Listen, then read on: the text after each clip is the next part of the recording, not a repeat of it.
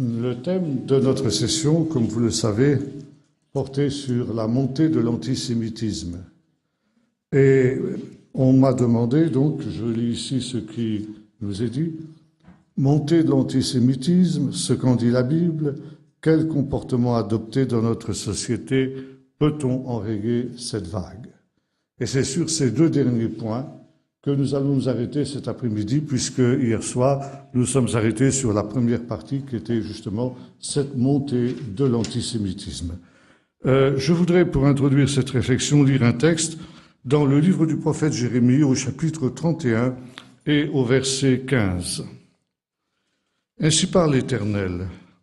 On entend des cris à Rama, des sanglots, des larmes amères.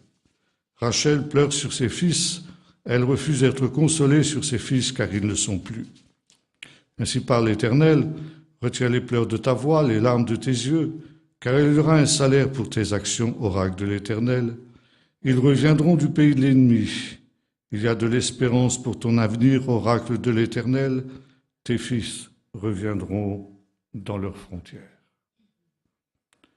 Dans la tradition juive, il existe trois patriarches, Abraham, Isaac et Jacob, et quatre matriarches, qui étaient les épouses de ces trois patriarches, Sarah, Rebecca, Léa et Rachel. Ces trois patriarches sont ensemble enterrés à Hébron, dans une caverne que l'on appelle la caverne de Macpéla, qui avait été achetée par Abraham à un certain Éphron le Hiti, et qui a été la première possession du peuple d'Israël, si l'on peut dire, dans le pays promis, puisque jusqu'alors, Abraham ne possédait rien dans ce pays promis. Trois matriarches sont aussi enterrés dans la caverne de Macpéla, Sarah, Rebecca et Léa. La seule qui ne le soit pas, c'est Rachel. Rachel, qui est morte, on le sait, sur la route de Bethléem, alors qu'elle donnait le jour à son deuxième enfant, Benjamin. Et il a fallu l'enterrer à la hâte, précisément sur la route de Bethléem.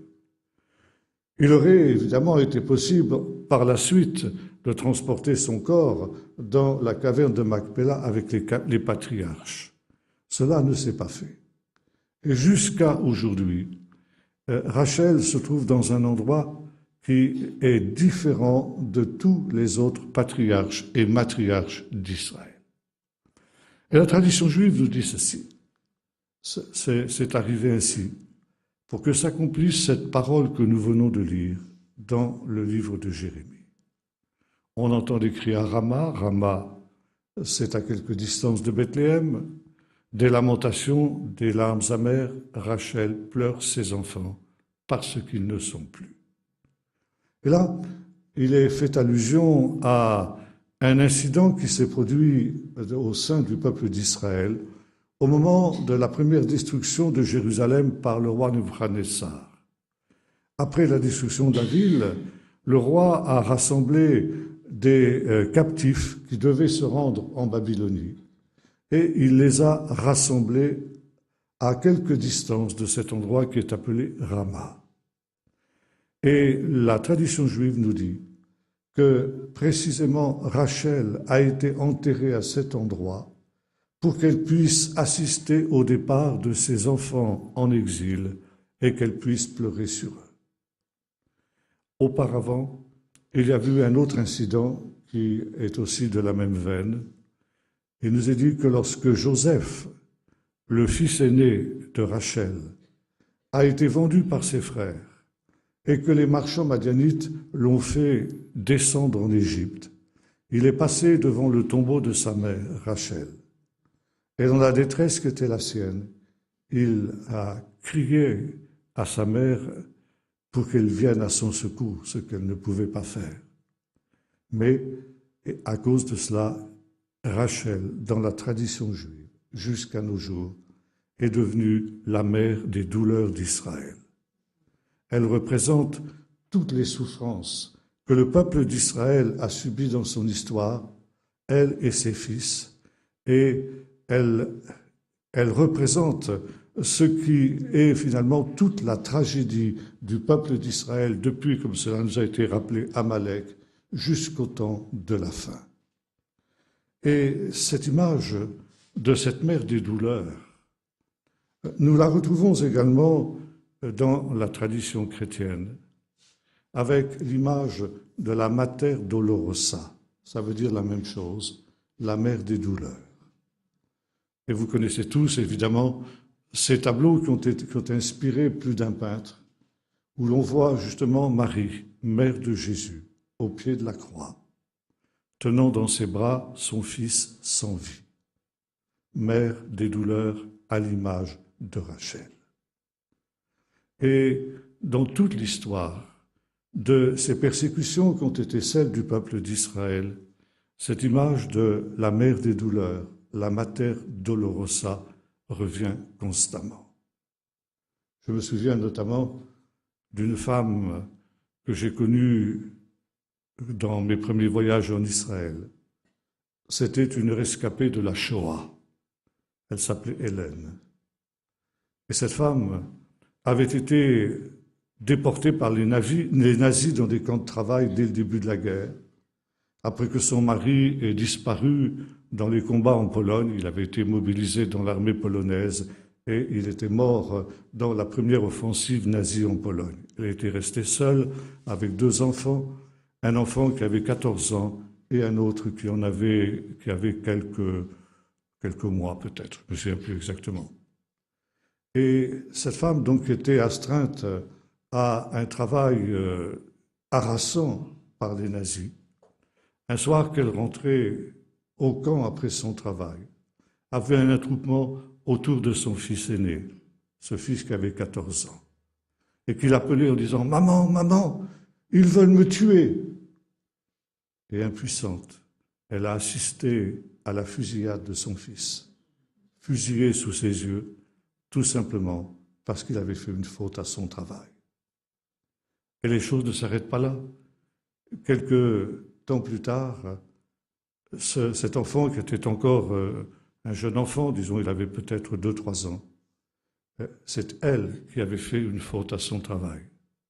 Et pour la punir, un SS a saisi son fils et devant elle, il va écraser la tête à coups de botte. La mère des douleurs, la Mater Dolorosa. Plus près de nous, j'évoquerai une tragédie du même genre. C'était au moment de l'Intifada, lorsque les terroristes palestiniens faisaient sauter les autobus, les hôtels, les restaurants, etc. Il ne se passait pas, au moment de cette soi-disant paix d'Oslo, il ne se passait pas une semaine sans qu'il y ait quelques attentats avec de très nombreuses victimes. Et ce soi-disant processus de paix a provoqué plus de victimes civiles que toutes les guerres d'Israël qui avaient précédé. Et alors que nous étions sur place, il y avait un chirurgien très réputé en Israël qui se trouvait dans un restaurant avec sa fille. Cette fille devait se marier le lendemain. Et ce chirurgien avait voulu passer une dernière soirée en tête-à-tête avec sa fille avant son mariage. Et nous étions sur place lorsque nous avons entendu une terrible explosion. Et le lendemain, nous avons appris que ce médecin et sa fille étaient morts dans l'attentat. Ce jour, qui devait être un jour de joie, un jour d'allégresse, s'était transformé en un jour de deuil. Et vous voyez ici, nous retrouvons ce que le prophète nous dit. Rachel pleure ses enfants parce qu'ils ne sont plus. Et le christianisme est malade, et il est malade d'Auschwitz. Il est malade de la Shoah. Et ce drame de la Shoah est en quelque sorte la consécration d'une faillite d'un certain christianisme. Parce que même si le christianisme n'a pas contribué directement à cette tragédie, la majorité des chrétiens sont restés indifférents. La majorité des autorités chrétiennes sont restées indifférentes en face du drame. Et l'on dira, mais ils ne savaient pas si ils savaient. On sait aujourd'hui qu'ils savaient. Il y a eu suffisamment de témoignages pour que l'on connaisse la tragédie qui était en train de se passer dans ces camps de la mort nazis, et la plupart des autorités chrétiennes des grandes églises n'ont pas levé le petit doigt pour venir en secours à ces malheureuses victimes. Et depuis ce temps, de cette tragédie-là, le christianisme ne se remet pas. Et je doute qu'il ait d'ailleurs la possibilité de se remettre de cette tragédie. C'est un théologien chrétien qui s'appelait Kurt Hubert qui a écrit un livre, il y a quelques années de cela, qui portait ce titre « La question chrétienne après Auschwitz ». Non plus la question juive. Jusqu'alors, il était question de la question juive. Et ce théologien dit, en réalité, la question juive n'est pas une question juive, c'est une question chrétienne. C'est une question qui est posée au christianisme. Et cette question est la suivante. Quelle est la continuité entre l'anti-judaïsme chrétien, entre la judéophobie chrétienne et la Shoah?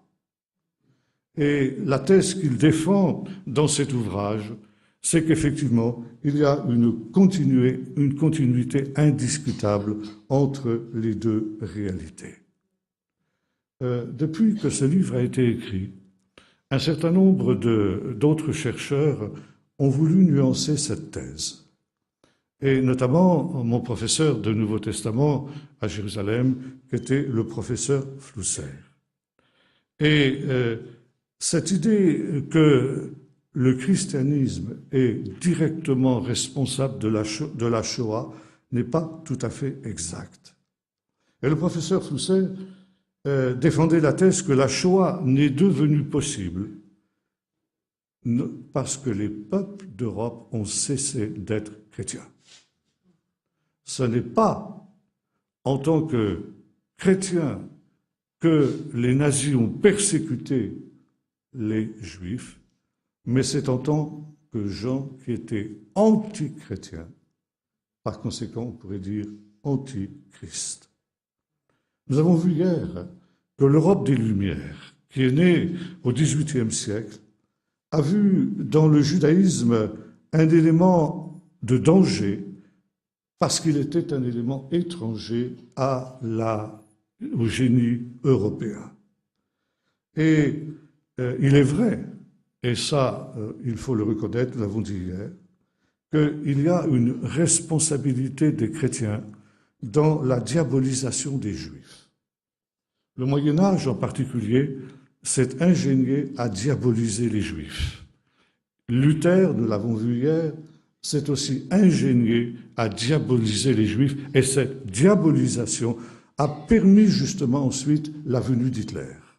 Hitler a joué sur cette détestation qui s'était instaurée dans le cœur des chrétiens et de gens qui n'étaient plus chrétiens, mais qui finalement étaient marqués par un certain nombre de stéréotypes, de clichés en ce qui concernait justement ce qu'étaient les Juifs. Mais il faut savoir que la Shoah n'a été possible que parce que l'Europe du XXe siècle avait en réalité cessé d'être chrétienne. Et ça, il faut le répéter, parce que comme je l'ai dit tout à l'heure, ou plutôt hier, les choses ne sont pas forcément blanches et noires. Et aujourd'hui, il y a une tendance au sein du christianisme à vivre dans une espèce de autoflagellation permanente pour ce qui concerne justement la Shoah. Et il est important que nous réalisions ce qu'ont été les véritables responsabilités du christianisme dans cette tragédie, mais pas aller au-delà de ce qu'a été la vérité. Oui, il y a une responsabilité du christianisme dans cette tragédie, dans le sens que nous avons dit, à savoir cette diabolisation du peuple d'Israël qui a fait que finalement on a accepté sans réagir la solution finale.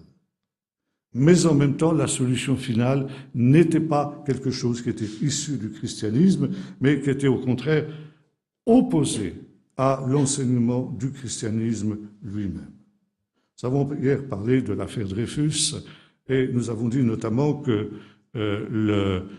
beaucoup de grandes églises, l'Église romaine en particulier, s'est dressée contre Dreyfus.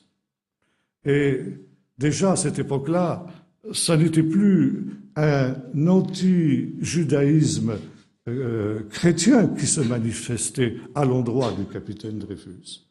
Mais l'Église romaine a essayé de surfer sur cette vague d'un antisémitisme nouveau qui était l'antisémitisme des Lumières, à savoir justement cette idée qu'un juif qui était forcément quelqu'un qui était étranger dans l'Europe des Lumières ne pouvait pas être fiable, ne pouvait pas être un homme auquel on faisait confiance, le juif comme Judas, et par essence un traître en puissance. Par conséquent, puisque Dreyfus était juif, il était forcément l'auteur de la trahison que les services secrets français venaient de détecter. Et aujourd'hui, justement, nous retrouvons aussi cette même idée. L'antisémitisme moderne, là on parle d'antisémitisme, puisque nous avons vu hier que l'antisémitisme en tant que tel commence au XVIIIe siècle, n'est pas la continuité de l'antijudaïsme médiéval, mais le résultat de la sécularisation de l'Europe. Ça veut dire du fait que l'Europe tourne le dos à ses racines judéo-chrétiennes. Ça, c'est une chose qu'il faut absolument souligner. Et aujourd'hui, nous assistons au retour massif de ce vieil antisémitisme à cause justement de l'accélération de cette sécularisation de notre société européenne. Et par conséquent, il n'est pas étonnant que l'on voit ressurgir aujourd'hui cette idée d'un antisémitisme qui rejaillit. Nous avons vu hier qu'une des raisons de la haine du juif, depuis les origines jusqu'à nos jours, c'est la haine de la Torah de Dieu. Parce que Dieu est un Dieu moral et qu'il exige de ces créatures humaines qu'elles soient aussi des êtres moraux, Dieu leur donne un code de morale qu'est la Torah. Bon, la morale, aujourd'hui, c'est sa mauvaise presse, n'est-ce pas? Y compris d'ailleurs dans les milieux chrétiens et y compris dans les milieux évangéliques. Néanmoins, justement, ça aussi, ça nous montre à quel point nous sommes nous-mêmes conditionnés sans nous en rendre compte par cet esprit antichristique qui est dans notre société. Et il y a un tournant très important dans notre histoire, c'est mai 68. Mai 68 qui tournait autour d'un slogan qui s'affichait sur tous les murs de France à cette période-là, « Interdit d'interdire ». Ça veut dire révolte contre tout ce qui était contrainte, contre tout ce qui est loi, c'est-à-dire d'abord et avant tout contre toute loi morale et spirituelle. Mais pas seulement, finalement, contre toute forme de loi. Et une personne qui a vécu cette période racontait que pendant ces événements de mai 68, il est sorti avec sa voiture et soudain, alors que le feu était rouge et vert pour lui, une voiture a brûlé le feu rouge à toute vitesse et donc est passée, lui brûlant la priorité. Alors évidemment, il a pilé et la voiture a pilé aussi et finalement, le pire a été évité. Mais évidemment, notre homme dans une indignation très légitime, a interpellé ce jeune qui venait de lui brûler ainsi froidement la priorité, disant « Mais et le feu rouge ?» Et le jeune a répondu « C'est fini ça maintenant. » Voyez-vous jusque l'on va. Interdit d'interdire. Et ça, c'est exactement la définition que l'apôtre Paul nous donne de l'Antichrist. Et dans la deuxième épître aux Thessaloniciens, il nous parle, alors il y a une expression que l'on traduit par l'homme du péché, le fils de la perdition. Mais le texte grec emploie le mot anomos et anomia. Ça veut dire absent, l'homme sans loi qui prône l'anomia, c'est-à-dire l'abolition de toute loi. Et les premières lois qui sont battues en brèche, eh bien, ce sont les lois divines. Ce sont les lois que nous avons vues hier soutiennent en réalité le monde lui-même, parce que le monde ne repose pas seulement sur des lois physiques, mais également sur des lois spirituelles. Et les sages ont dit, comme Jésus d'ailleurs le fait dans le Sermon sur la montagne, que celui qui touche un des plus petits commandements de la Torah touche au fondement même du ciel et de la terre. Et ce n'est pas sans raison que les livres de l'Apocalypse, on a étudié ça notamment quand nous étions à Münster, nous disent que dans ces temps qui sont les temps de la fin, la terre est bouleversée, la terre chancelle comme un homme ivre, même les cieux, les étoiles tombent du ciel, etc. Pourquoi ? Parce que les lois physiques qui soutiennent justement l'univers, qui sous-tendent l'univers, sont remises en cause. Pourquoi sont-elles remises en cause ? Parce que les lois spirituelles et morales qui aussi les sous-tendent ont d'abord, elles, été mises en cause. Et aujourd'hui, tous ces problèmes d'environnement, d'écologie, etc., sont effectivement le début de cette évolution et le résultat de ce slogan diabolique « interdit d'interdire ». Malheureusement, slogan que nous pouvons retrouver aussi aujourd'hui dans nos églises.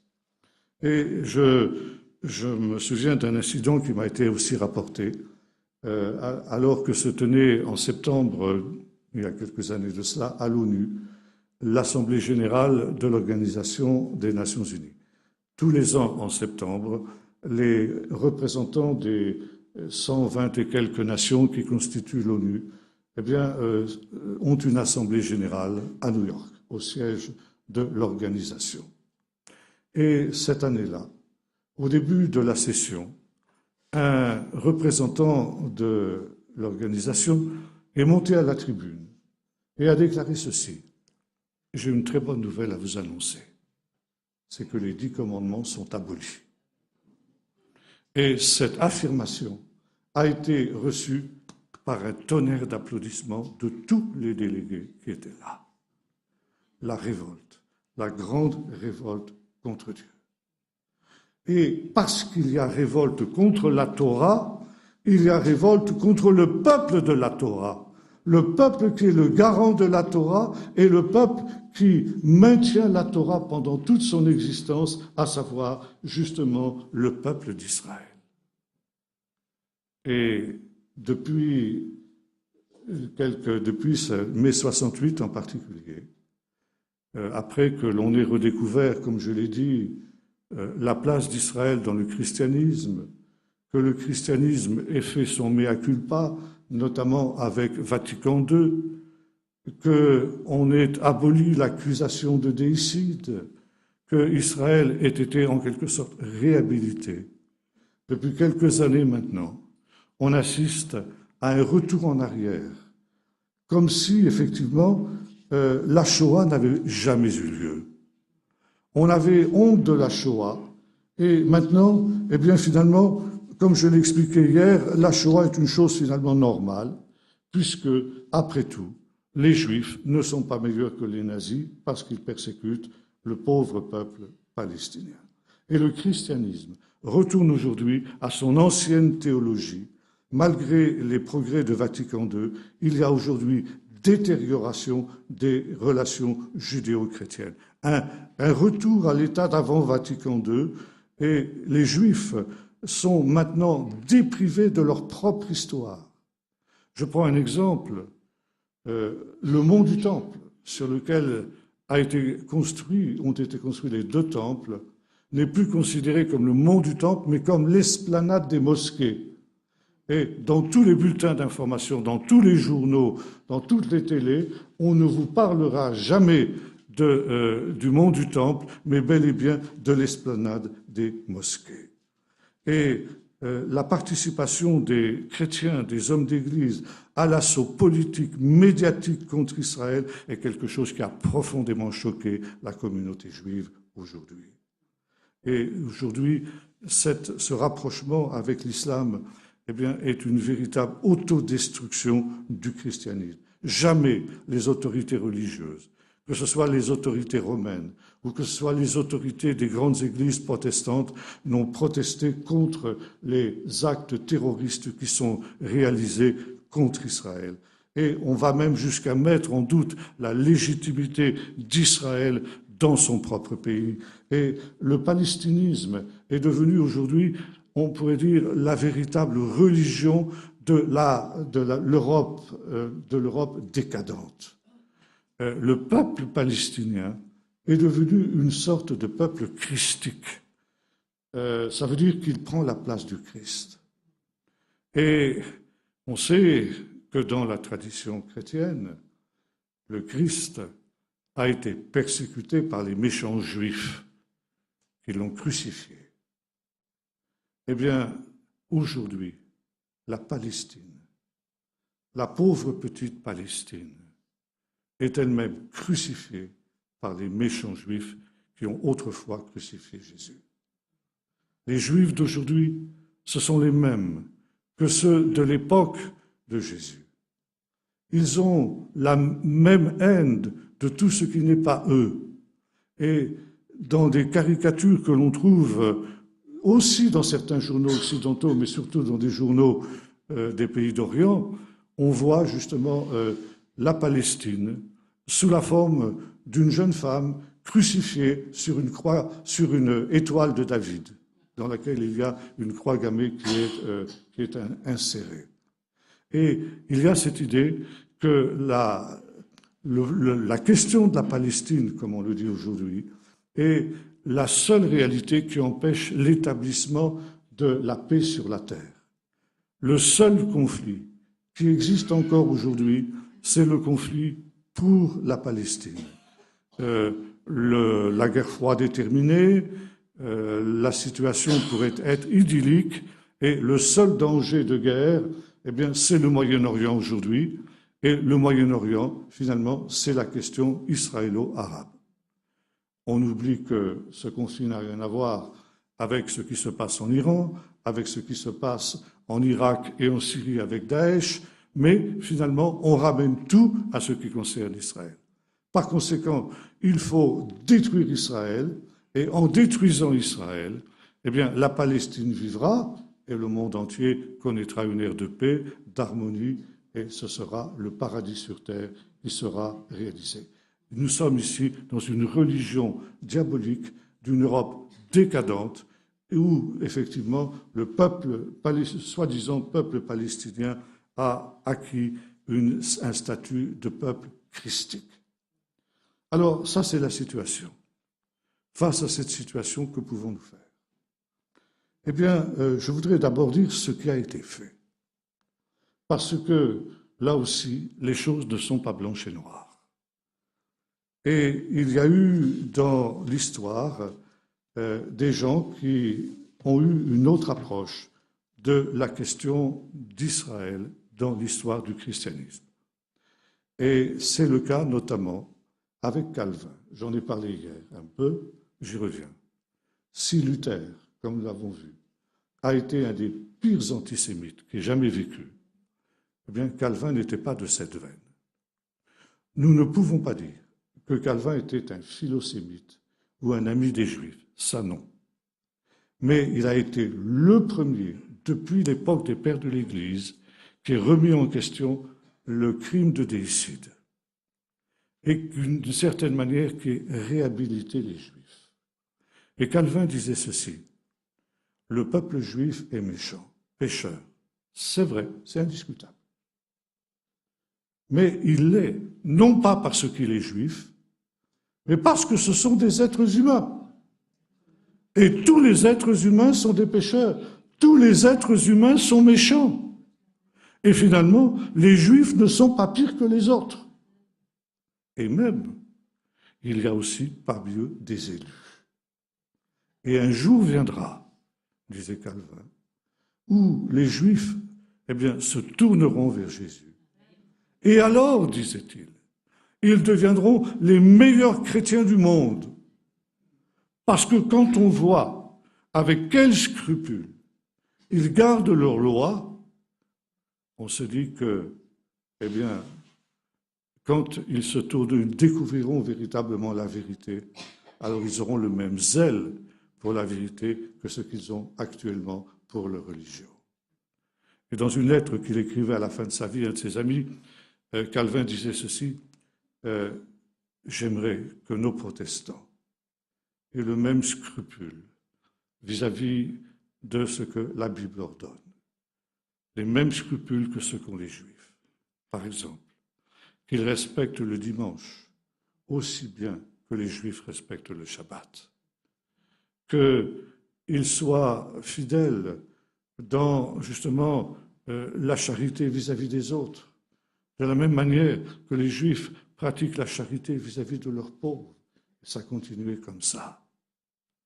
Et maintenant, quelque chose qui est un petit peu amusant et qui nous fait un peu sourire, nous qui vivons au XXIe siècle, c'est que Calvin disait ceci, finalement, les Juifs sont plus près de nous que ne le sont les catholiques. Parce que dans les églises catholiques, il y a des statues, des idoles. Mais par contre, dans une synagogue, il n'y a pas d'idole. Et Calvin disait, j'hésiterais à entrer dans une église romaine, mais je n'hésiterai pas à entrer dans une synagogue. Parce qu'en même temps, dans la synagogue, ce qui est prêché, c'est finalement quelque chose auquel moi, protestant, je peux dire amen, en tout.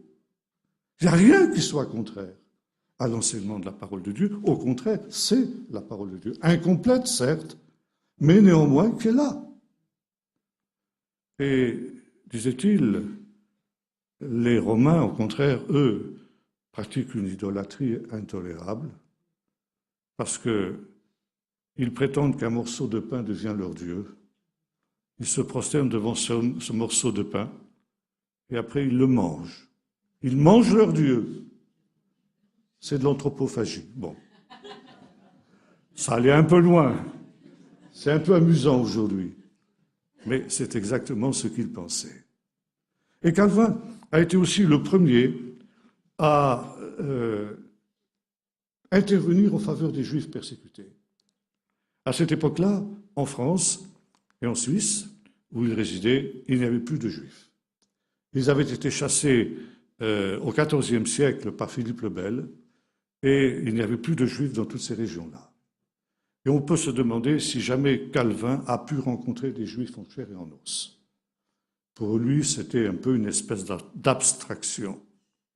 Mais il savait qu'il y avait des Juifs qui étaient persécutés, notamment en Allemagne et dans tous ces pays, la Pologne et tout, l'Espagne aussi, qui venait d'expulser ces Juifs, etc.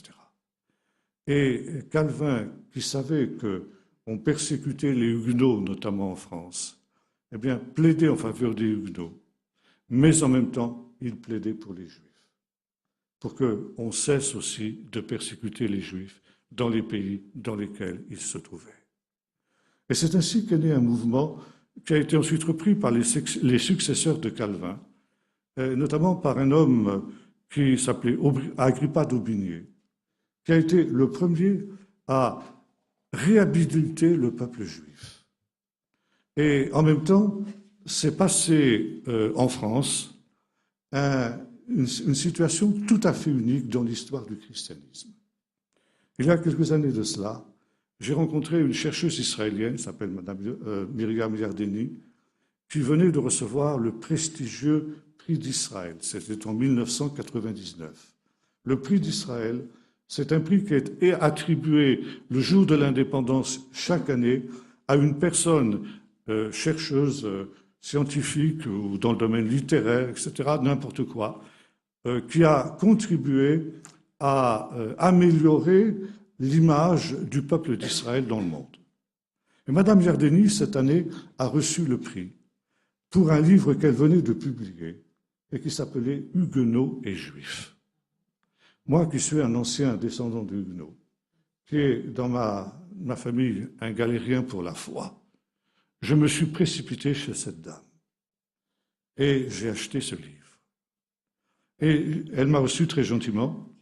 Nous avons longuement parlé, elle était très heureuse de rencontrer un descendant de Huguenots. Elle m'a raconté comment elle avait été amenée à écrire ce livre. C'était une organisation, une maison d'édition plus exactement, qui se consacre à publier des ouvrages de chercheurs qui étudient justement ce phénomène de la judéophobie à toutes les époques. Madame Yardeni est professeure d'histoire à l'université de Haïfa, spécialiste de l'époque moderne, c'est-à-dire du XVIe, XVIIe siècle. Et en tant que spécialiste de cette période, qui est aussi, comme on le sait, la période de la Réforme, cette maison d'édition lui avait demandé d'écrire un livre sur l'antisémitisme des Huguenots. Donc, elle a entrepris des recherches sur les Huguenots. Et à sa grande surprise, comme elle me l'a expliqué, elle a constaté que les Huguenots étaient le seul mouvement chrétien dans toute l'histoire du christianisme qui n'ait jamais été antisémite. Elle n'a pas trouvé de traces d'antisémitisme chez les Huguenots français. Et voyez-vous, ça c'est quelque chose que moi qui m'a parlé d'une manière très forte. Parce que dans la conception que les Juifs ont du christianisme, le christianisme, plutôt l'antijudaïsme théologique, est inhérent à la doctrine chrétienne. Et même d'aucuns vont dire que le Nouveau Testament lui-même est anti-judaïque. Et par conséquent, tous les mouvements chrétiens sont marqués par cet anti-judaïsme-là. D'où justement cette demande de cette maison d'édition qui lui avait demandé d'écrire un livre sur l'antisémitisme des Huguenots. Et voilà, surprise de cette chercheuse. Le protestantisme français de cette période a été le seul mouvement de l'histoire de tout le christianisme, à part évidemment le 1er siècle, qui n'ait jamais été marqué par cet antijudaïsme théologique. Ce qui ne veut pas dire qu'il n'y avait pas des stéréotypes, ça oui. Mais disons, de doctrine qui diabolisait les Juifs, il n'y en avait pas. Et cette dame s'est posé la question, mais pourquoi? Pourquoi le christianisme, le protestantisme français est-il le seul mouvement qui ait échappé à ce poison de l'antijudaïsme? Et sa conclusion était la suivante. Parce qu'entre les Juifs et les Huguenots, il y a une communauté de destin. Les uns et les autres ont été persécutés pour leur foi. Dans l'Europe du Nord, après un temps de lutte plus ou moins long, le protestantisme a réussi à s'imposer et devenir majoritaire. Dans l'Europe du Sud, c'est l'inverse. Italie, Espagne, Portugal, qui étaient très marqués par le catholicisme, lorsque le protestantisme a essayé de s'implanter dans ces pays, il a été immédiatement éradiqué et étouffé. En France, qui est située au centre de l'Europe, entre l'Europe du Nord et l'Europe du Sud, il y a un phénomène tout à fait unique qui s'est produit. Le protestantisme n'a pas réussi à s'imposer comme dans les pays du Nord, mais il n'a pas été éliminé comme dans les pays du Sud. Il a continué à exister, mais il a continué à exister en tant que minorité, et qui plus est, minorité persécutée. Et bien encore une fois, que les Huguenots français n'aient jamais eu l'occasion de voir de Juifs en chair et en os, puisque ils avaient été chassés, comme je vous l'ai expliqué tout à l'heure, eh bien, spontanément, le protestantisme français s'est identifié à l'histoire du peuple juif. Et ce d'autant qu'ils se sont mis à lire l'Écriture, ce que les chrétiens appellent, comme je dis, l'Ancien Testament. Et l'épopée d'Israël, l'épopée de Josué, par exemple, l'épopée de Daniel et ses amis persécutés pour leur foi, etc., est quelque chose qui a énormément parlé aux Huguenots français. Et il y a ce même parallèle, non seulement les Huguenots français ont été emmenés sur les bûchers, sur les roues, sur les potences, dans les galères, etc., comme les Juifs l'ont été. Mais ils ont subi exactement le même sort. Et notamment, au moment de la révocation de l'édit de Nantes, eh bien, le peuple huguenot français s'est retrouvé dans la même situation que les Juifs d'Espagne qui ont été chassés par les rois catholiques d'Espagne en 1492. 1492, c'est la plus grande tragédie que le peuple d'Israël ait connue dans son histoire, à part la Shoah. Mais c'était le peuple juif avait deux solutions. Ou les Juifs d'Espagne se convertissaient au catholicisme et pouvaient rester sur place, ou ils devaient fuir, n'importe où. Et cela en abandonnant tous leurs biens. Et c'est ainsi que s'est créée une situation dramatique en Espagne, notamment ce qu'on appelait les maranes, c'est-à-dire des Juifs qui, officiellement, se sont convertis au catholicisme, mais en réalité sont restés fidèles secrètement à leur foi. C'est pour combattre ces gens-là, considérés comme hérétiques, que l'Inquisition a été instituée. Et si un Juif était pris à pratiquer une coutume juive, eh bien, c'était le bûcher. Une petite anecdote pour montrer jusqu'où les choses allaient. C'était devenu un véritable système totalitaire où le moindre fait et geste de ce qu'on appelait Cristianos Nuevos, c'est-à-dire les nouveaux chrétiens, c'est-à-dire les anciens juifs qui étaient en principe devenus chrétiens. Ils étaient surveillés à tout instant, leurs moindres faits et gestes. Et un jour, il y avait une femme qui ne supportait pas la viande de porc. Donc elle ne mangeait pas de porc. Non pas pour des raisons religieuses, mais parce que son estomac ne le supportait pas, tout simplement. Or, cela a été rapporté à l'Inquisition, et l'Inquisition a dit, eh bien, en fait, c'est parce qu'elle pratique des coutumes juives. Alors on l'a arrêtée, on l'a torturée. Et vous savez, quand vous étiez torturé, vous finissiez par avouer tout ce qu'on voulait. Et cette femme a avoué qu'effectivement, elle ne mangeait pas de porc pour des raisons religieuses. Résultat, à cause de son estomac, elle s'est retrouvée sur le bûcher. Et le peuple huguenot français a subi à peu près le même cheminement.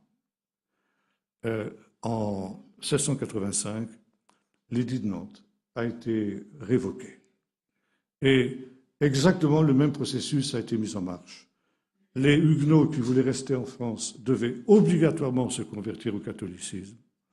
Et ceux qui voulaient rester protestants devaient quitter la France avant une certaine date et s'exiler.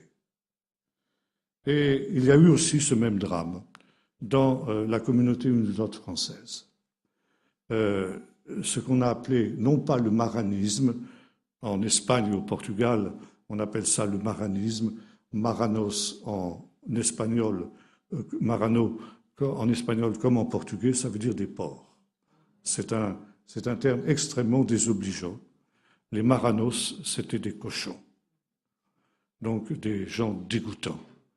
Entre eux, ils s'appelaient les anoussim, on dit en hébreu anoussim, ça veut dire ceux qui sont contraints contre leur gré.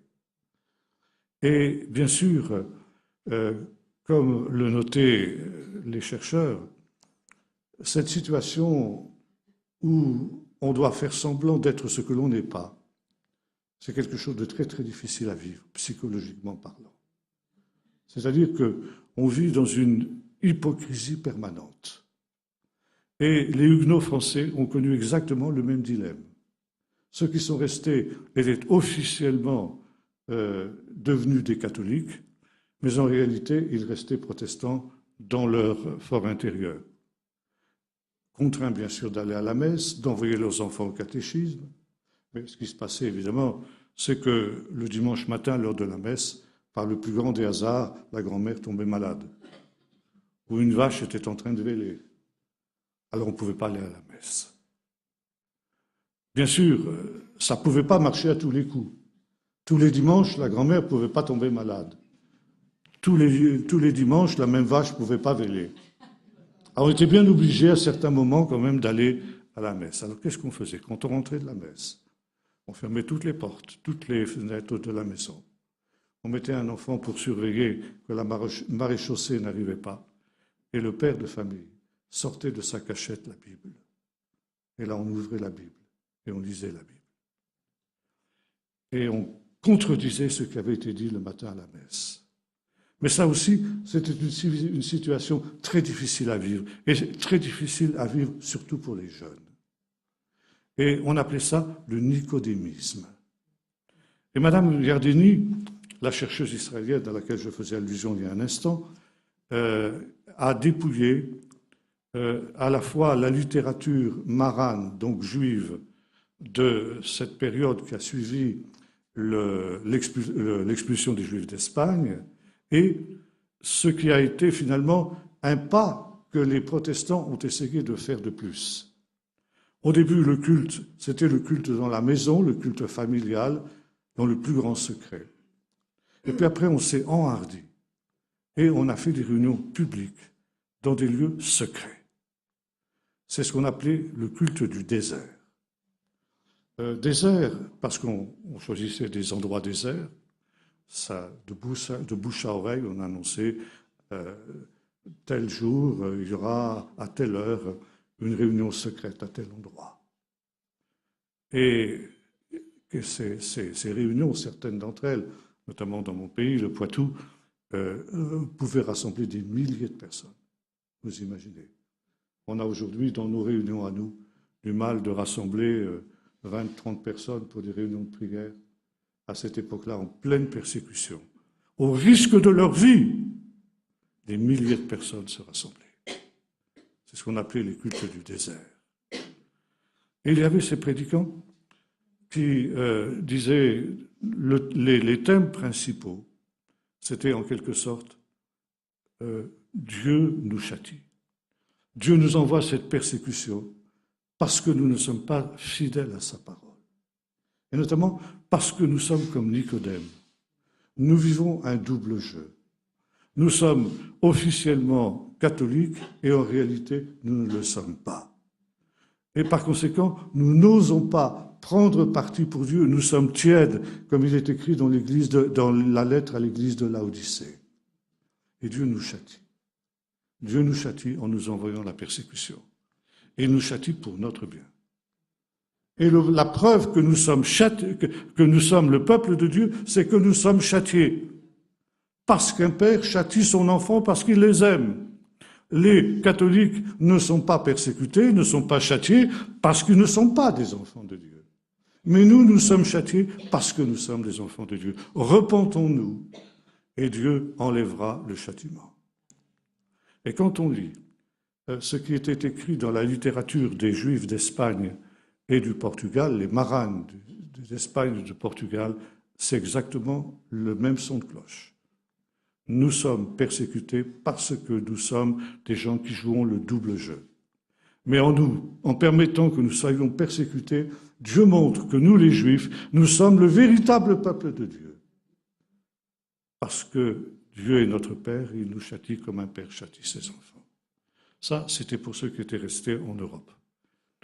Et aussi bien du côté juif que du côté huguenot, à cette période-là, c'est-à-dire, disons, au XVIIe siècle, eh bien, un certain nombre de juifs et de huguenots ont fui.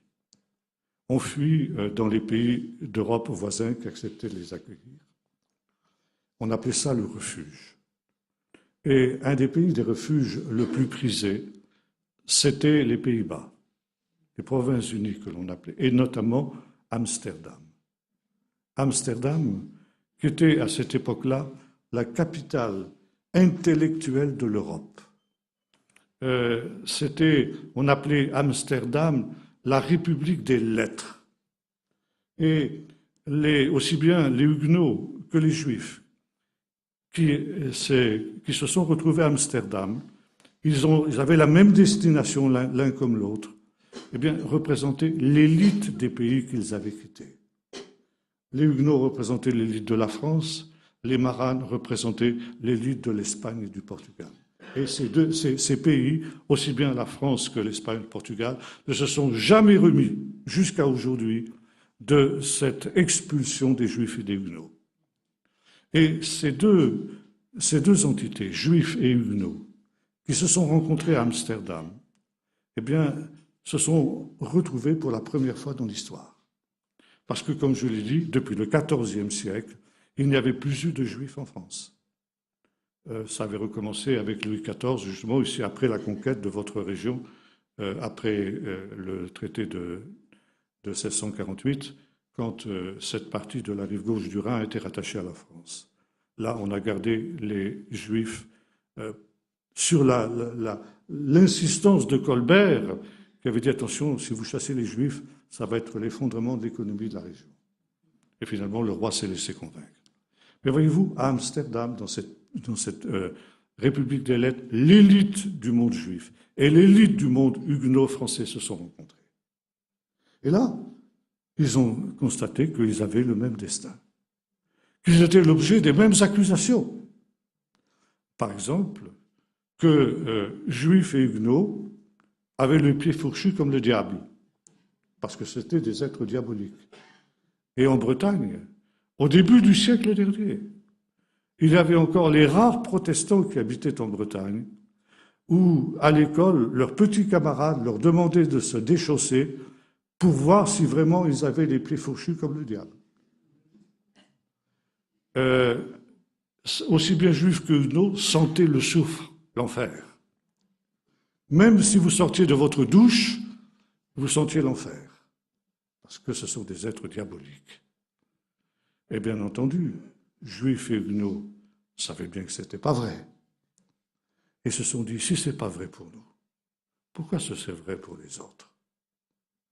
Et voyez-vous, à Amsterdam, dans cette rencontre entre juifs et huguenots, eh bien, il y a eu une collaboration entre juifs et huguenots qui s'est créée et qui a été une protestation contre les accusations qui pesaient, les mêmes accusations qui pesaient sur les uns et sur les autres.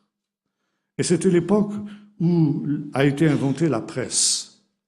Alors il y avait les gazettes quotidiennes, il y avait les mercures qui étaient mensuels, et puis il y avait les almanachs qui étaient annuels. C'était écrit en français parce que le français était ce qu'est l'anglais aujourd'hui à cette époque-là, c'est-à-dire la langue diplomatique de l'époque. Et les protestations ont été répandues dans toute l'Europe. Et la liberté, qui est née un siècle plus tard, le respect de la liberté de conscience, de la liberté de culte, c'est quelque chose qui a été posé dans cette Europe du XVIIe siècle par cette collaboration des Juifs et des Huguenots. Et en cela, le protestantisme français a un rôle extrêmement important dans ce qu'a été l'époque moderne, l'Europe moderne. Et en tant que descendants des Huguenots, nous avons, nous, un rôle unique à jouer auprès du peuple d'Israël. C'est justement de leur dire, non, l'antijudaïsme n'est pas une fatalité du christianisme.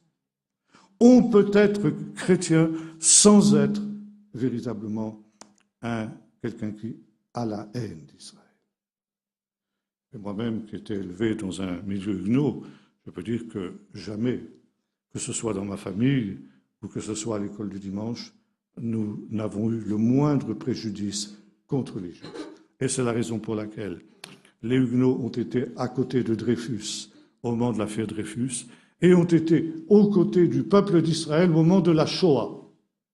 Et ça aussi, c'est quelque chose de très important.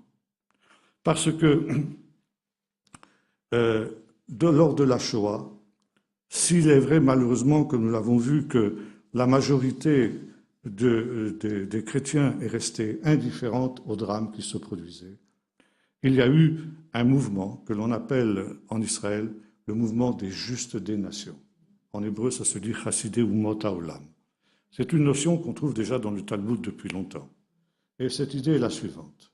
C'est qu'un goy, un non-juif, qui n'a pas forcément la connaissance de la Torah d'Israël, mais qui spontanément fait ce que la Torah demande, et notamment qui va secourir un juif parce qu'il est juif et sauver la vie d'un juif, devient un juste des nations.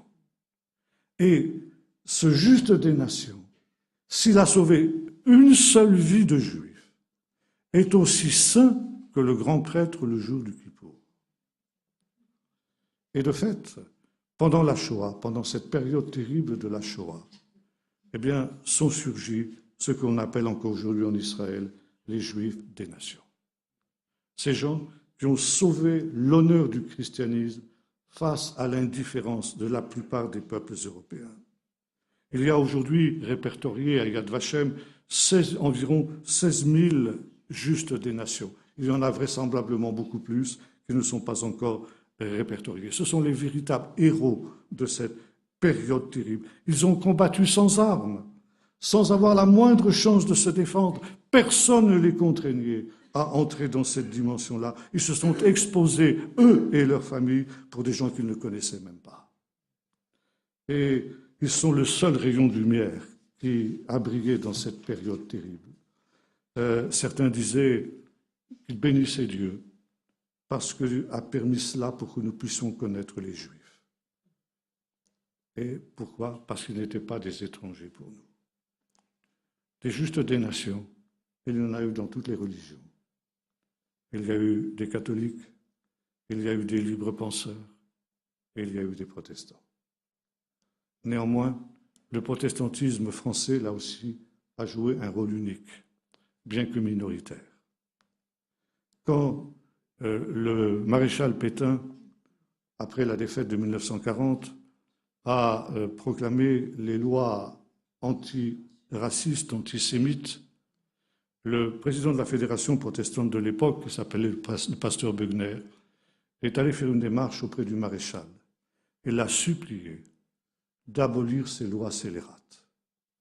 Et lorsque le maréchal a refusé, il a envoyé une lettre secrète à tous les pasteurs protestants de France pour leur demander d'entrer en résistance aux côtés des Juifs, à n'importe quel prix, y compris s'il le fallait par la violence. Et le protestantisme français, qui a retrouvé ses vieux instincts du temps de la persécution à laquelle il a été soumis après la révocation de l'édit de Nantes, eh bien, s'est engagé en tant que tel aux côtés des Juifs. Je dis, il y a eu beaucoup de catholiques, beaucoup de libres penseurs, qui ont aussi été des justes des nations, mais ils ont été à titre individuel. Tandis que le protestantisme a été engagé dans cette résistance au titre de protestantisme dans son ensemble. Je ne dis pas que ça et là, il n'y ait pas eu quelques pasteurs qui aient été pétainistes. Oui, ça existait aussi. Mais c'était l'infime minorité.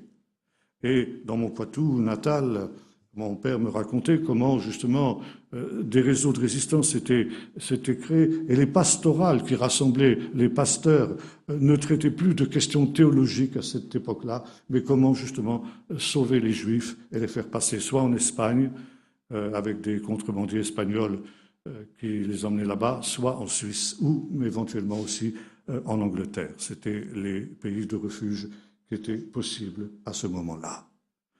Et voyez-vous ici, il y a eu quelque chose de tout à fait unique en ce qui concerne la vocation du protestantisme français.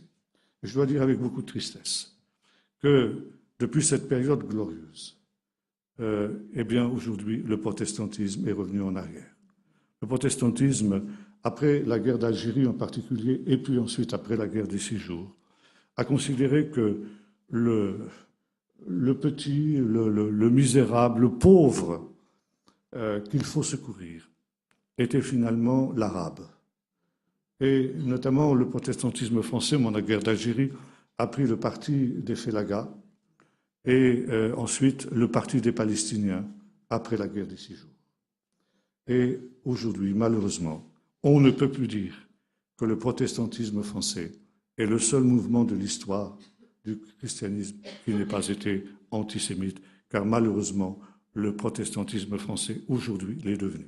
non seulement le protestantisme français, mais également de plus en plus maintenant une partie de plus en plus importante du monde évangélique qui entre aussi dans cette vision-là pour deux raisons. Parce qu'on ne lit plus la Bible dans nos milieux et qu'on écoute les radios, télévisions, Internet et toute la propagande pro-palestinienne, anti-israélienne qui est diffusée par ce moyen-là. Et il y a aujourd'hui justement cette déchristianisation de l'Europe occidentale et cette déchristianisation du christianisme. Parce que finalement, en se dressant contre le peuple d'Israël, le peuple chrétien se dresse contre lui-même. Il s'autodétruit. Et c'est une déchristianisation du christianisme auquel les chrétiens participent eux-mêmes. Ils participent à leur propre extermination, à leur propre destruction. Et j'évoquais hier le fait qu'il y a cette islamisation de plus en plus importante aujourd'hui qui fait que nous sommes dans une situation terrible. Et le professeur Flusser, déjà en ce temps-là, donc ça remonte à plus de 50 ans maintenant, disait il y a une Europe rebelle à Dieu qui met en danger à nouveau l'existence physique des Juifs. Et quand on dit, parlant de la Shoah, plus jamais ça, eh bien si, on est en train de repréparer ça. Et ça, il ne faut pas être naïf, il ne faut pas être aveugle, il faut savoir que c'est en train de se préparer. Et le professeur Flusser disait à ses étudiants, contrairement à ce que pense la majorité des Juifs, vous avez plus à craindre d'une Europe déchristianisée que d'une Europe christianisée. L'Europe christianisée a été terrible vis-à-vis des Juifs, c'est vrai. Mais elle l'a été au nom de la doctrine de saint Augustin. Saint Augustin a élaboré dans l'Europe médiévale un statut spécial pour les Juifs. Il faut savoir que l'Europe médiévale était une société qui se voulait homogène. Ça veut dire où tout le monde était chrétien par la naissance. Et on n'admettait pas la moindre hérésie. Souvenez-vous de l'histoire des Cathares, souvenez-vous de l'histoire des Vaudois, etc. On n'admettait pas la moindre déviance de ce que devait être la pensée générale, la pensée unique, pourrait-on dire. Et dans cette Europe, qui était homogène, il y avait un seul élément hétérogène, c'était le peuple juif. Le peuple juif a pu exister en tant qu'élément hétérogène dans l'Europe. Pourquoi ? Parce que l'on considérait que le peuple juif était le peuple des frères aînés. Et ce n'est que lorsqu'on s'est rendu compte, à la fin du Moyen-Âge, que le peuple d'Israël, à côté de la Bible, avait un autre livre qui était le Talmud, que le juif a été diabolisé. Mais le juif a commencé à être persécuté à cette période-là, dans des conditions épouvantables, c'est vrai, sur les bûchers, etc. Mais le but de cette persécution, c'était finalement d'amener les Juifs à se convertir. Et je pense par exemple à cet horrible personnage que fut le grand inquisiteur Torquemada au début de l'Inquisition espagnole, qui mettait lui-même le feu au bûcher des victimes qu'il brûlait. Et quand ces gens-là étaient en train de se consumer, ils pleuraient de joie parce qu'ils sauvaient leur âme. Ces gens-là seront sauvés comme au travers du feu, comme le dit le texte de Paul. Et ils prenaient ça à la lettre.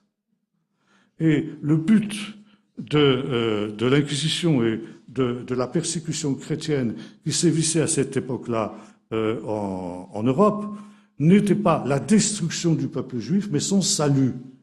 Une manière de faire son salut qui est très discutable, mais qui était celle-là. Et finalement, il n'a jamais été question d'exterminer le peuple juif dans cette Europe-là. Selon saint Augustin, il fallait persécuter les Juifs, il fallait les humilier, il fallait les faire vivre dans des conditions insupportables pour qu'ils aient envie de se convertir. Et là, eh bien, on sauvait leur âme. Le but était le salut de l'âme.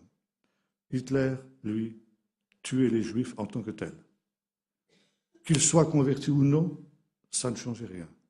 Et vous savez que Hitler est allé chercher au fin fond des monastères et des couvents des moines et des nonnes qui étaient d'origine juive et qui ont été brûlés dans les camps de concentration comme les autres juifs.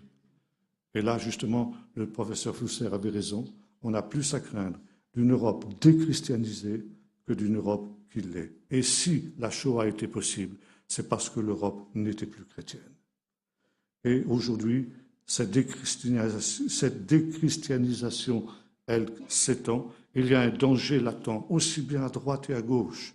Il y a une extrême droite qui est antisémite, mais il y a la gauche qui, elle aussi, étant pro-palestinienne, eh bien, se dresse aussi contre le peuple d'Israël. Finalement, les vieux stéréotypes, le juif a mis de l'argent, le juif traître, le juif qui est cosmopolite, etc., eh bien, on les retrouve aujourd'hui dans notre civilisation moderne.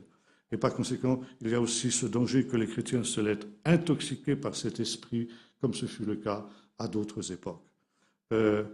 Et aujourd'hui, nous nous trouvons devant une situation extrêmement grave, comme je dis hier, non seulement pour le peuple juif, mais également pour nous. Alors que faire en face de cette situation-là? Peut-on espérer que les choses changeront? Elles ne changeront qu'au retour de Jésus. Il ne faut pas se faire d'illusions. Et comme nous l'avons vu hier avec Amalek, Amalek renaît de ses cendres à chaque génération, sous une forme nouvelle. On a anéanti le nazisme et on s'est dit, cette fois-ci, c'est terminé. Il n'y aura plus d'antisémitisme. Et en fait, l'antisémitisme renaît aujourd'hui sous couleur de l'antisionisme.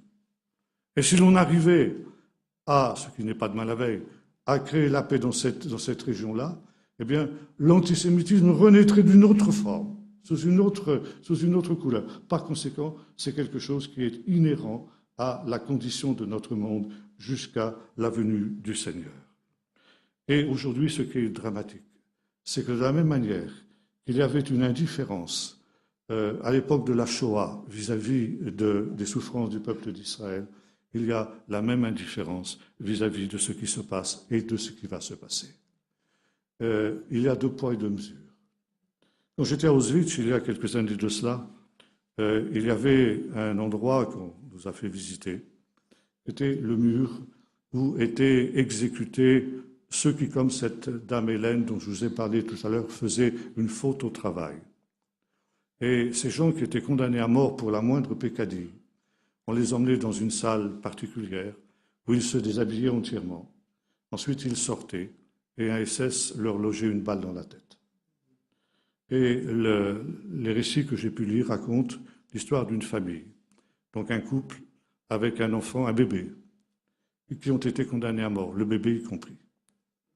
Et lorsque ce couple est sorti, la mère avait évidemment le bébé dans ses bras. Et le premier que le SS a essayé d'éliminer, ça a été le bébé. Et le bébé sentait que quelque chose de terrible allait lui arriver. Et il se débattait. Et le SS n'arrivait pas à l'ajuster. Et le récit de cette exécution de ce bébé, c'est quelque chose d'insupportable. Et finalement, quelque chose d'horrible. Il y a quelques années de cela, j'ai été profondément choqué.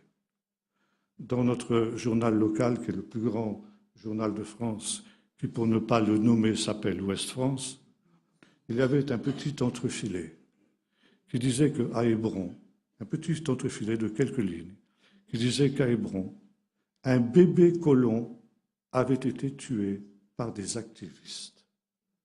Un bébé colon.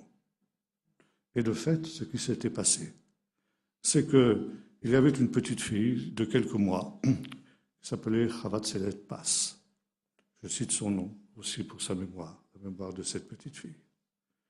Et alors qu'elle était dans les bras de son père, il la sortait de sa maison. Un terroriste palestinien a ajouté la petite fille et lui a logé une balle dans la tête. Dites-moi, quelle différence y a-t-il entre l'assassinat de ce bébé par les nazis et l'assassinat de cette petite fille? Or, la presse nous dit « c'est un bébé colon ». Ça existe des bébés colons, vous en connaissez beaucoup, vous? Et c'était une manière de dire ce crime abominable, le crime horrible de cet enfant, c'est un crime légitime, puisque cette petite fille était un colon. Vous comprenez? 2 poids et 2 mesures. On est ici devant quelque chose d'extrêmement grave. Par contre, quand ce petit Mohamed de 11 ans, vous vous en souvenez, le petit Mohamed El Doura, a été soi-disant assassiné par l'armée israélienne. Pendant des semaines et des mois, toutes les radios, toutes les télévisions en faisaient un battage absolument épouvantable. Deux poids et deux mesures. Donc ici, nous sommes en plein antisémitisme, parce qu'encore une fois, l'antisémitisme, c'est refuser à Israël ce que l'on accepte de tous les autres. Alors que faire? Eh bien, d'abord, je dirais, ne pas entrer dans l'autoflagellation. S'autoflageller ne sert à rien. S'autoculpabiliser ne sert à rien. Il y a quelques années de cela, les sœurs de Darmstadt, je ne sais pas si vous connaissez ces sœurs qui sont des sœurs protestantes qui ont vécu la Shoah aussi et qui ont à cœur de réparer le mal que le peuple allemand a fait au peuple juif, avaient organisé à Yad Vashem, c'est-à-dire à l'Institut qui s'occupe de la Shoah, une grande célébration de repentance du peuple d'Israël. Ils m'avaient invité à y participer. J'aurais dit non, je n'y serai pas. Que vous, sœurs allemandes, vous soyez dans une manifestation de ce type-là, c'est tout à fait normal, tout à fait légitime. Mais moi, je suis descendant de Huguenots. Et mes ancêtres n'ont rien à se reprocher dans leur comportement vis-à-vis du peuple d'Israël, y compris mes ancêtres immédiats, puisque dans ma propre famille, on a caché un jeune juif pendant la guerre mondiale. Voyez-vous, il faut mesure garder. Il y a eu des choses horribles, mais il y a eu des choses magnifiques aussi dans cette période-là. Et ça, il faut aussi le dire. Il faut le dire aux jeunes générations. Il faut que les générations savent qu'il y a eu ces traits de lumière pendant cette période terrible. Et par conséquent, qu'aujourd'hui, eh bien, c'est une interpellation. Le grand péché de ce qu'a été le christianisme dans cette période, nous l'avons vu, ça a été beaucoup plus que la participation directe, l'indifférence. Et aujourd'hui, c'est le même risque. Participation directe, il n'y en aura pas, mais il peut y avoir de notre part une indifférence. Et bien sûr, même si nous pouvons peu, parce qu'il n'y a pas grand-chose que l'on puisse faire pour l'heure, eh bien, il faut aller vers nos frères, les encourager. Comme le disait le prophète Ésaïe, consolez, consolez mon peuple, dit votre Dieu. Et savoir qu'ils sont souvent très peur, et qu'on peut leur dire, écoutez, vous êtes le peuple de Dieu, et vous le restez. Et Dieu va vous garder, Dieu va vous bénir. Déjà, dire ça, c'est déjà faire beaucoup. C'est déjà avoir la possibilité de soutenir résolument Israël dans cette situation-là. Et ce sera le plus solide rempart contre cet antisémitisme renaissant. Et après, eh bien, ponctuellement, selon l'évolution de la situation, eh bien, peut-être que nous pourrons nous aussi redevenir de véritables huguenots dans ce mouvement huguenot qui a renié son passé, qui a renié ses racines, eh bien, être les véritables huguenots de ce temps, comme l'ont été justement nos ancêtres. Et que nous sachions en tout cas, et ce sera mon dernier mot, comme l'ont redécouvert nos ancêtres quand ils ont rencontré les marins à Amsterdam, ces gens-là ne sont pas des étrangers pour nous. Ce sont nos frères, ce sont nos frères aînés.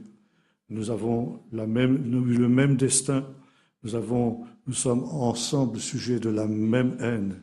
Et par conséquent, eh bien, c'est dans le fait que nous pourrons nous unir dans le même combat les uns et les autres contre tout ce qui forme nouvelle d'intolérance, de fanatisme, de terrorisme et toutes ces choses horribles, eh bien, que nous pourrons rendre un témoignage dans ce temps comme nos pères l'ont fait dans le leur.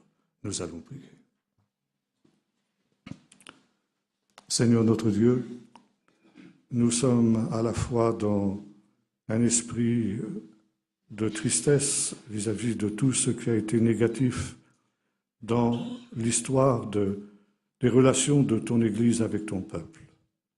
Et en même temps, Seigneur, nous sommes reconnaissants pour tous ceux qui ont eu un autre esprit, pour tous ceux qui se sont levés pour se tenir aux côtés de ton peuple, pour Calvin, pour ses descendants, pour Pierre Bell, pour tous ces gens qui, à Amsterdam, se sont tenus à côté des Juifs pour promouvoir cette tolérance dont nous avons pu jouir jusqu'à ce temps.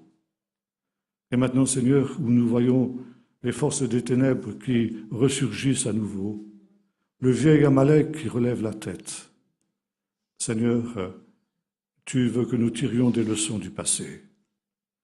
Et Seigneur, s'il y a eu beaucoup d'indifférence de la part d'une grande partie de ton peuple, nous te remercions, Seigneur, pour à la joie qu'est la nôtre d'appartenir à ce mouvement qui a été le seul qui n'ait pas persécuté ton peuple. Seigneur, au moment où ce peuple retourne, ce protestantisme retourne à ses anciens démons, Seigneur, nous te prions que tu suscites une nouvelle race de huguenots qui, eux, se tiendront sur la brèche. Et de ceux qui aussi pourront montrer à ton peuple que, contrairement à ceux qui l'ont cru, on peut être de véritables chrétiens tout en étant des amis du peuple d'Israël. Et donne-nous d'être ainsi, Seigneur, des signes d'espérance pour ton peuple, des signes de consolation, des signes du royaume qui vient au nom de Jésus.